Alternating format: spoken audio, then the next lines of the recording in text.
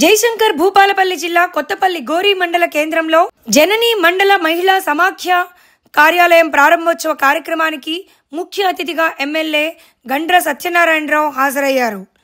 మహిళలతో కలిసి కార్యక్రమాన్ని ప్రారంభించారు. అనంతరం ఎమ్మెల్యే మాట్లాడుతూ సీఎం రేవంత్ రెడ్డి ప్రజాప్రభుత్వంలో మహిళలకు మొదటి ప్రాధాన్యత ఉంటుందని అన్నారు.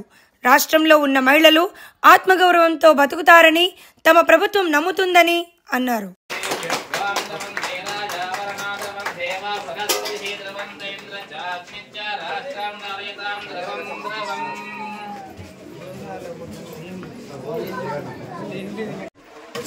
మండల కేంద్రంలో ఈరోజు జననీ మండల సమైక్య భవనము ప్రారంభోత్సవం అదేవిధంగా చేసుకోవడం శుభపరిణామం.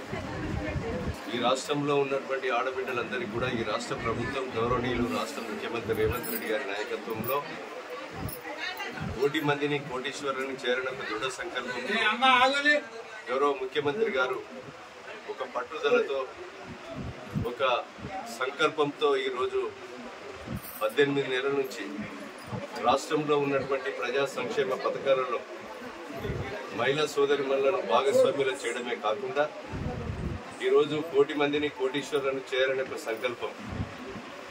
ఆ సంకల్పంలో భాగంగా రాష్ట్రంలో ఉన్నటువంటి మహిళా సమైక్య ఏదైతే కమిటీలకు కానీ బీఓలకు కానీ ఈరోజు మహిళా క్యాంటీన్లు మీ సేవా సెంటర్